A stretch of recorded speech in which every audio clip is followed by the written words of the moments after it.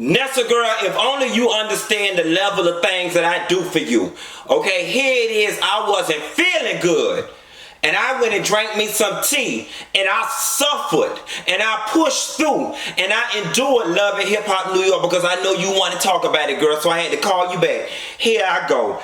Jonathan and Anais in their opening conversation. First of all, Anais had on a nasty outfit, baby. Now, it was giving me very late 90s, early 2000 iceberg tees. The bitch got nice curves for her iceberg. But that was a cute little outfit. Like, I could so see myself pushing that with the storm color wig in the summer. I'll say this. You know how everybody is not always designed to be a star, but some people are designed to be background singers? I love scenes with Jonathan when he is with his female good girlfriends. It worked. It worked with him and K. Michelle. It works with him and Anais. It works with him and Yandy. I like that a lot. Dream, you know, I feel like Dream, Bianca, Mariah, and Bri are all childish and need to grow the fuck up. I think Mariah gets it the most. Bri gets it second. Dream is third in line, and last but not least, failing miserably, is Bianca. It bothered me when Dream got upset about Mariah making up with Bri. Okay? And Dream's position was simply, girl, I'm in this beef because of you, and now you done made up with her, and now I'm over here stuck with beef that I don't even know what to do with, that didn't even have nothing to do with me. My point exactly, because you should have never damn got involved with it in the first place. Y'all gotta move past this blindly being loyal to bitches, and then they fucking make up with people, and now your ass stuck out here with all these people coming for your head. That is why, the same reason they say never get involved in people relationships, or they boyfriend and girlfriends, or they husband and wives, because they will make back up with one another, and your ass will still be somewhere in the cold. This was a lesson in that on both parts, and we're gonna talk about it towards the end when I really go in on Bianca ass. Juju and Safaree, I need Juju and Safaree in my life right now. I need Juju pregnant with 2 kids and her and Safaree living happily ever after. I love everything about them. I love how he makes her feel fishy, bitch. And I love how she subdues him and he's nervous and flushed with fever and blushes around her. I love it, and I truly want them to explore it. But I want them to explore it off camera. I don't want the camera and the industry and people's opinions in their business.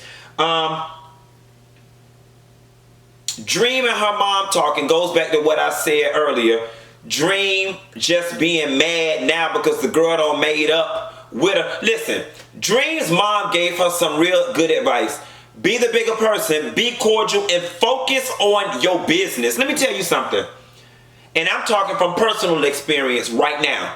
Y'all, all that beef shit is a distraction. I can't work on my work that I need to be doing, making my coins, securing my bag, making my life better, if I'm over here fussing with this bitch about a whole bunch of shit that don't mean nothing. Nobody gains anything from any of it. You know what I'm saying? It's a distraction.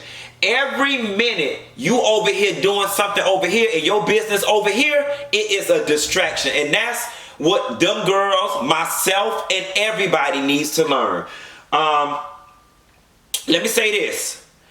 I've been people moaning for her works for a long damn time. Love and Hip Hop started out as typical reality TV bullshit. Then Mona started making a coin on that. Mona about to go back to her original roots where the money really at, music, and use the Love and Hip Hop franchise across every city as a catalyst to make a shitload of money in the music business. That remix that they filmed for Safaree, that shit was hot. And it was the first time, in my opinion, in Love and Hip Hop history that we've seen that many members of the cast come together and do something great. Like, that shit was great. I loved it. Another thing that was great too, On Love and Hip Hop Miami, what I like about the Miami artists, they not doing like the other franchises and waiting 2, 3, 4 seasons in to really get their music popping. I guess they've had enough time to look at the other franchises and capitalize off their mistakes. But when Pretty Ricky was in that studio and they was playing Puddles, the first thing I noticed was that old Ladies of Sky beat, don't be afraid of the way it feels. But I'm going to tell you exactly what it did.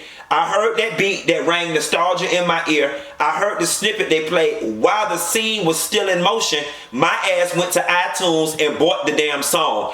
That's what this show is supposed to be doing. Launching careers, boosting careers, and giving us access to new artists, new talent, and new sounds.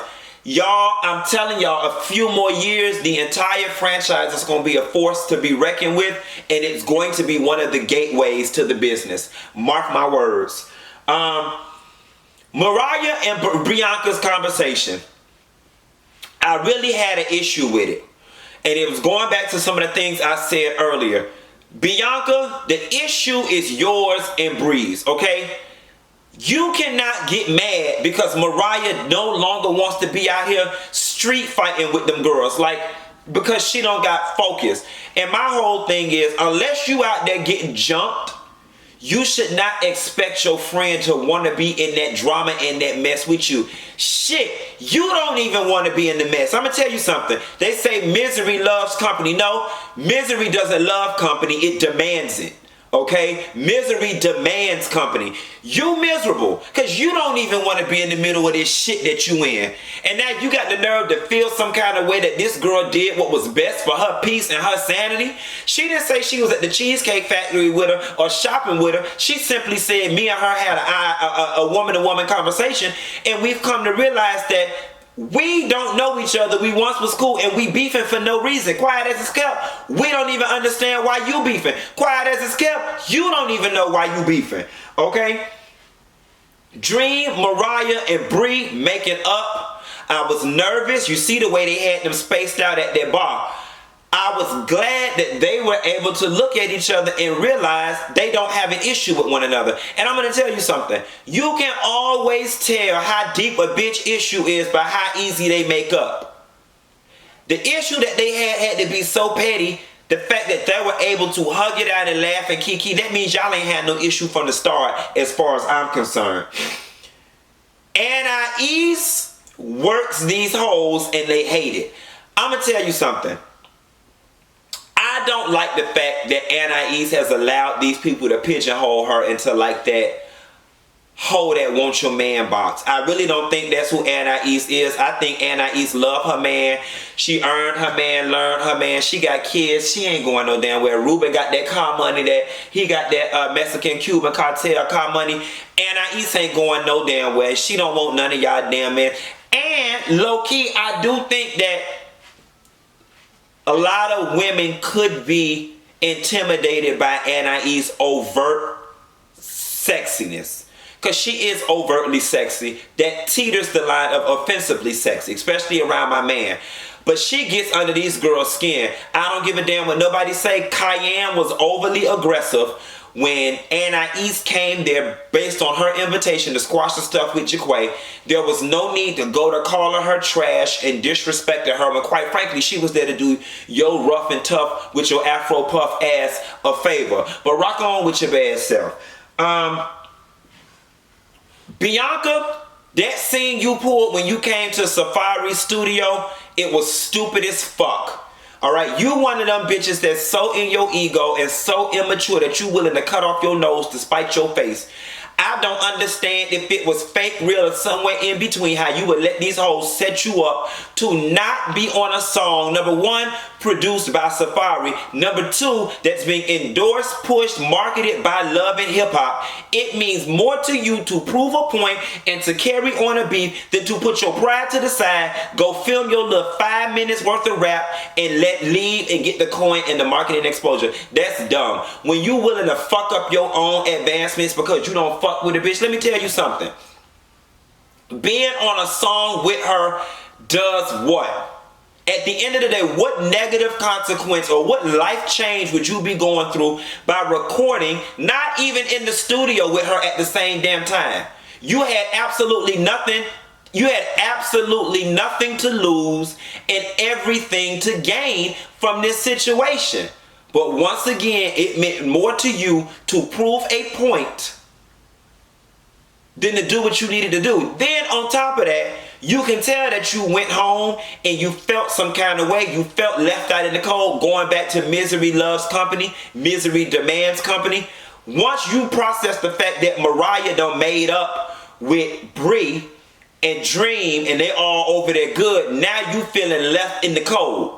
And you don't want to be left in the cold no more. So now you want to go, instead of putting your big girl panties on, you want to go talk to Webstar and push off all these negative emotions on him, saying that now you don't even know why you got a beef with the girl, that y'all was cool and that he did it. So my question to you is, if you don't truly know why you got a beef with the girl, then why indulge in it? Why further perpetuate it? Why not just pick up the phone, call the girl and say, you know what, I don't even know why me and you been wasting all this time beefing, and let's squash it, because it ain't getting you all nowhere. And quite frankly, Bianca, Bri has turned the new leaf quicker than you have, and you got to get to getting while the getting is good.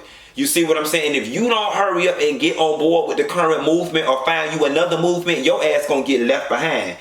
And that's a girl. That's all I got. Ain't got no more. I wasn't expecting Love and Hip Hop New York to give me this much today, but it really was a good episode. I stayed dialed in the whole while, pushed through my cold and all. Listen, I do it for y'all because y'all do it for me. So do me another favor, baby. You want me to continue pushing through with sore thoughts and headaches at all? Hit the like button on this video. Please be sure to subscribe. And you gotta hit that bell so every time the phone rings, you answer. Don't you know when love calls? You better do what? Bitch, you better answer. Bye.